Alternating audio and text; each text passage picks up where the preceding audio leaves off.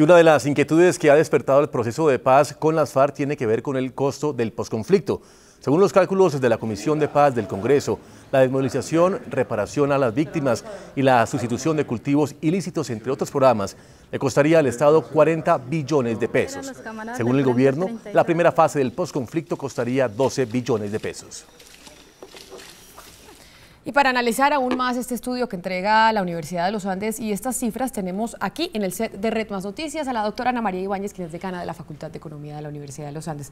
Doctora Ibáñez, muy buenas noches y bienvenida. Buenas noches y muchas gracias por la invitación. ¿Cómo ha sido este estudio de la Universidad de los Andes para saber cuánto cuesta el postconflicto? Si usted le pregunta directamente al ministro de Hacienda, por ejemplo, o le pregunta al director de Planeación Nacional y no tienen ni idea qué respuesta dar de cuánto le va a costar a los colombianos el postconflicto. El objetivo del estudio, Camila, no es estimar los costos del posconflicto. El objetivo del estudio es entender cuáles son los costos económicos del conflicto actual.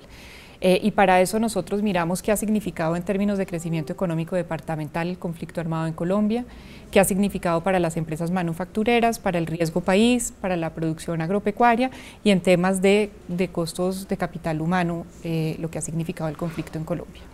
Doctora Ibáñez, el estudio, de lo que yo alcancé a revisar, hace un aporte muy importante, se mete en la micro del asunto, se mete a ver caso por caso cómo se puede cuantificar los costos. ¿Ustedes llegan a una cifra agregada? Yo me acuerdo que en alguna época se decía que Colombia dejaba de crecer entre 1 y 2 puntos porcentuales del PIB por cuenta del conflicto. ¿Llegan a esa cifra?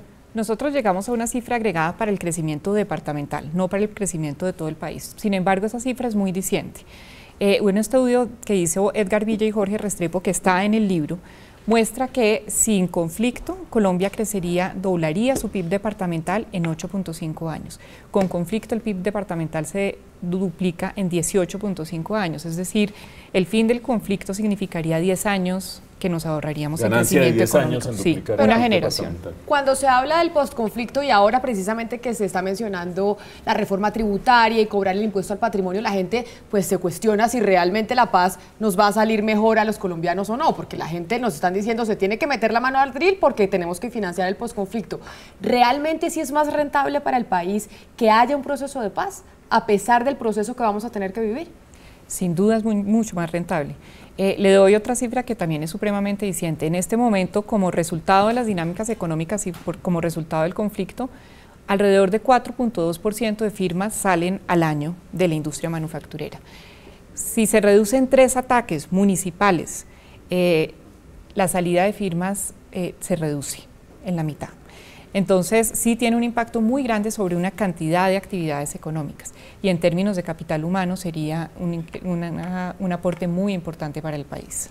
Doctora Ana María Ibáñez, para redondear, como diría Pambelé, es mejor tener paz que tener guerra y en eso estamos todos de acuerdo, pero la gente a la hora de pagar por el costo de la paz, en el sentido de la pregunta de Camila, ¿hasta dónde? Porque las FARC hacen unas propuestas inmensas. ¿Cuál es el límite de lo que el país razonablemente podría pagar por la paz? Pues mire, el libro también muestra un estudio muy interesante de Angélica Redberg que pregunta precisamente a la población colombiana qué tan dispuesta está a sacrificar mucho de su vida cotidiana para reconciliarnos, y pregunta también sobre si estarían dispuestos a pagar impuestos. Lo que encuentra ese capítulo de Angélica Redberg es que alrededor de 80% de la población estaría dispuesta a hacer sacrificios en pos de la reconciliación. Sin embargo, obviamente eso no tiene un límite infinito y obviamente tenemos que discutir en el ejercicio democrático hasta dónde estaremos dispuestos los colombianos a pagar por el proceso de posconflicto, pero creo que esa es una decisión política en la que todos los colombianos tendremos que participar.